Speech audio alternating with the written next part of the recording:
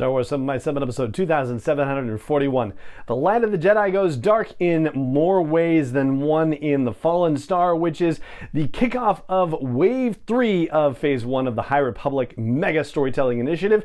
And today, it's your non-spoiler review. Punch it!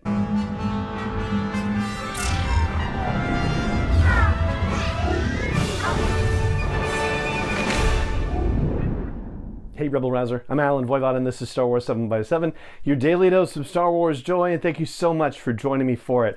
Alright, it's official. The Fallen Star by Claudia Gray has been released today. It is the first novel in Wave 3 of the High Republic Storytelling Initiative in Phase 1 specifically, and it's the one that has been promoted with apocalyptic images, yeah, I can say that word, apocalyptic images of the Starlight Beacon space station, along with pictures of many Star Wars Jedi High Republic characters, and the headline, "Who Will Survive?" And Claudia Gray herself has promised that there will be fatalities in the novel, and I will not get into spoiler territory. Well, I said it was a non-spoiler episode anyway, but I just want to tell you that I'm going to verify what she said, that there are fatalities and that there are a couple of significant ones, and I will also say that there is, in the classic Star Wars tradition, one false death where you think a character is dead and it turns out nope, they actually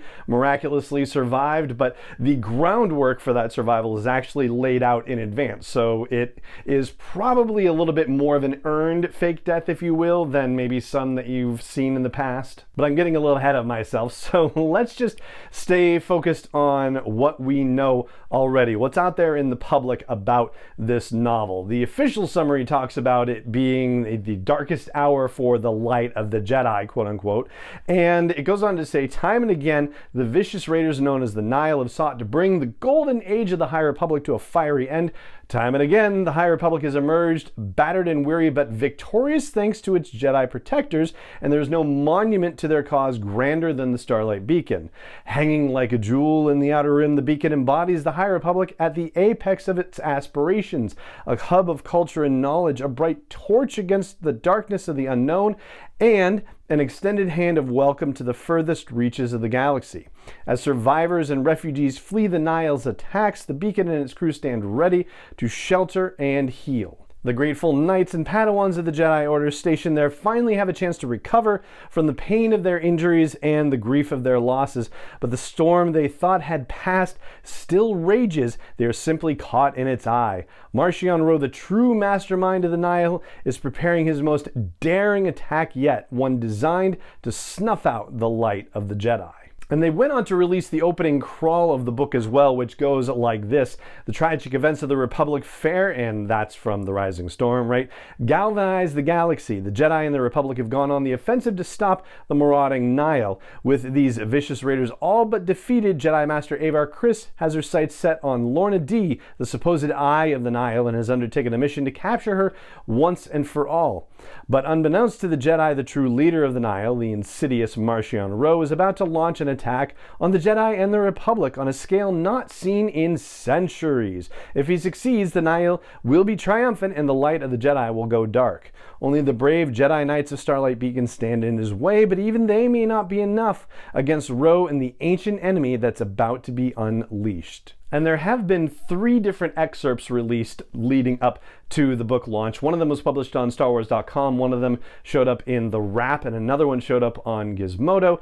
And that ancient enemy business, well, that refers to the Leveler, and we do get a whiff of that in one of the excerpts. And then the talk about Nihil attacks and people fleeing to Starlight Beacon, well, that is touched upon in another one of the excerpts, and this is part of the big plan that Marchion Ro has. And the other excerpt, which was the one on StarWars.com, basically takes place right at the very beginning of the novel and doesn't really necessarily bear upon the events of the novel so much as it just adds a little bit of backstory for the things going on. So I want to focus on this phrase, the light of the Jedi, because as you hear about the ancient enemy and you know about the leveler that we met in the Rising Storm that had such catastrophic effects on the Jedi, and the leveler's also shown up in the Star Wars comics as well, you know that the leveler could be, in one sort of way, described as something that could extinguish the light of the Jedi. Like, the Jedi are considered part of the light side of the Force, and their ability to commune with the Force, and presumably the light side in specific, is definitely hampered in some as yet unknown fashion by this great leveler, or just leveler if you will. And it does come into play, but I don't think this is really what they're talking about when they're talking about the light of the Jedi going dark. Really, it seems to be the very literal interpretation of Starlight Beacon. So all the materials that have been released to promote this have talked about Starlight Beacon being in jeopardy, and the artwork that we've been presented shows it in flames with explosions and stuff. So it's, pretty well established that bad things are going to happen to Starlight Beacon, and the novel ends up just being a detailing of the bad things that happen and what unfolds as a result. And the thing about them meaning it literally has to do with the fact that at the very end of the novel Light of the Jedi, which was the first story that kicked off this whole initiative, they have the dedication ceremony for Starlight Beacon, and in the novel it is described as the Light of the Jedi. Like, the space station itself is referred to as the Light of the Jedi. And so, yeah, this is what is going dark. But if you wanted to, you could also look at the notion of the light of the Jedi in a couple of other ways. For example, that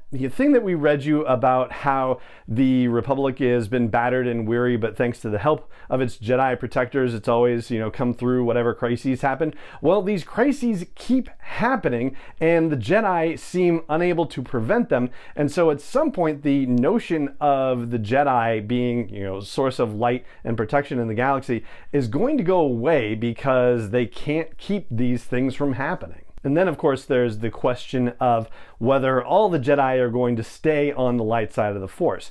In the Rising Storm, one of the probably primary Jedi that we're following, Elzar Mann, suffered a significant lapse when he resorted to using the dark side of the Force and went off into a kind of therapy, if you will, as a result. And so we're going to find out a little bit more about what he's been up to and how it has helped him, but he's also going to end up being pressed into service at a time when, maybe he shouldn't be pressed into service considering what he's been through. But for all of the possible interpretations of the Light of the Jedi, it's really only the physical representation of Starlight Beacon which is addressed directly in the novel. And the rest of those interpretations, well, those are going to be addressed, if they are at all, in future storytelling. But rather than speculate on what's going to happen with future storytelling in that regard, let's stick with The Fallen Star. And I'll say for sure that Claudia Gray has delivered another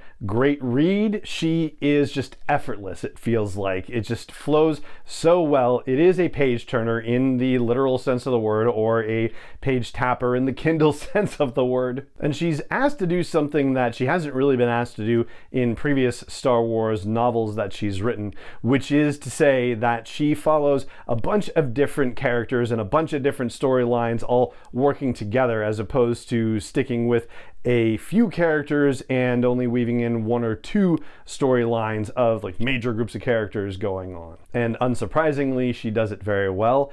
The only downside to that is that it does not then get to employ her talent for deep dives into the characters, and also in particular to Geode, who was the breakout star of her first novel, Into the Dark, first novel within the High Republic situation. Geode gets his moments in the book, and they are fantastic, but there's just not nearly as many of them as there were in Into the Dark, and that, of course, is a function of the broader focus of the novel itself. And I'm just grabbing Geode as an example of the fact that we don't necessarily get to spend as much time with individual characters as we do in some of Claudia Gray's previous work, and so that's, a bit of a bummer, but it's also more of a function of what Claudia Gray is being asked to do with this novel rather than anything else.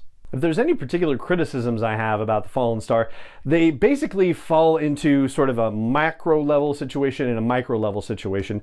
On the macro storytelling level, there is of course, some significant stuff that happens with Starlight Beacon, and as a result, the characters that could be in play are in two different groups, and we really only spend time with one group of characters. The other group of characters are referenced here and there, but we don't know anything about what happens to them over the course of The Fallen Star, and I feel like that is something that I would have really been interested to hear and to learn more about what was going on with those folks. But the other group that we stay with, it's again multiple sets of characters, but it is all in one overarching group, and I would have liked much more from the other group as well. And I'm being a little bit vague about how I'm defining grouping into two groups, and that's just so as not to spoil events for you. And the other thing has to do with just the fact that the language that they used in the promotional materials, talking about how the Nihil attack and then the Jedi and the Republic fight it off, and time and again, that language, time and again, this happens. And so we are kind of falling into a bit of a pattern with these major High Republic stories, like the adult novel High Republic stories, where there's some disaster and then the Jedi and the Republic fix it. And then they think they have the Nihil on the run and are working toward defeating him, but nope, surprise, it's an enormous attack. And then here we go again. They are getting the Nihil on the run and they think they have him cornered and pinned. Nope, wrong again, and it's yet another attack. And so you feel like this pattern has to change up, hopefully, in the course of future storytelling. And then on the micro level, first of all, on a positive side, I want to say that if you are reading all stories in all mediums from the High Republic Storytelling Initiative, then you will definitely have additional moments of surprise and delight when characters who are primarily existing in these other media show up in The Fallen Star, and that's great. There are a couple of characters that showed up from storytelling in the short stories of Star Wars Insider who could have helped a lot more with what was going on in the Starlight Beacon, who could have been of more assistance to the Jedi based on what they were doing on Starlight Beacon in the short stories, and were not asked and didn't offer to help, and I thought that was just kind of a bit of a miss. And then also Marchion Ro's deployment of the Leveler in this whole fray. I'm really hoping that future storytelling is going to have a little bit more to say about this particular decision, because honestly, it feels like, from Marchion Ro's perspective, it doesn't necessarily play out in the best way for his future plans. And again, I'm being a little evasive with that one just to not tell you what happens. But for all the finality of the events that happen in The Fallen Star, there's also a significant cliffhanger situation set up, which really does make you wonder, gee whiz, where are they going to go from here with this story? It really does feel like the horizons have opened up in new and completely mysterious ways. Especially since we're going to be learning much more about Marchion Ro and his backstory soon, and why he has so much skin in this game. I think that could open up a lot of very interesting avenues, especially if there aren't going to be any other large targets out there like the Republic Fair or like Starlight Beacon, and we can surmise that they're not going to do another great disaster scenario because they've already done it within the High Republic. So what is going to happen next? Well, yeah, that I think is the biggest and most exciting thing that comes out of The Fallen Star, is just where things are left. It really does feel like a finalization of the major action in Wave 3. And yes, I know we still have storytelling to come across Wave 3, but Wave 3 is the end of this first phase of the High Republic Storytelling Initiative. And so I think we do have some much more exciting stuff to come. So there you go. That's what I have for you about The Fallen Star in a non-spoiler capacity. 345 pages, and it goes by quick. Claudia Gray's writing is stellar as always. Just, the broader questions of, how many times can they do this disaster scenario thing as part of High Republic storytelling overall? But setting all of those questions aside, just an enjoyable read nonetheless. And that is going to do it for this episode of the show. It just remains for me to say thank you so much for joining me for it, as always, and may the Force be with you wherever in the world you may be. 7x7 is not endorsed or sponsored yet by Lucasfilm Limited, Disney, or 20th Century Fox, and is intended for entertainment and information purposes only. Star Wars, the Star Wars logo, all names and pictures of Star Wars characters, vehicles, and any other Star Wars-related items are registered trademarks and/or copyrights of Lucasfilm Limited, or their respective trademark and copyright holders. May the Force be with them. All original content is copyright 2021 by Star Wars 7x7. We hope you love it.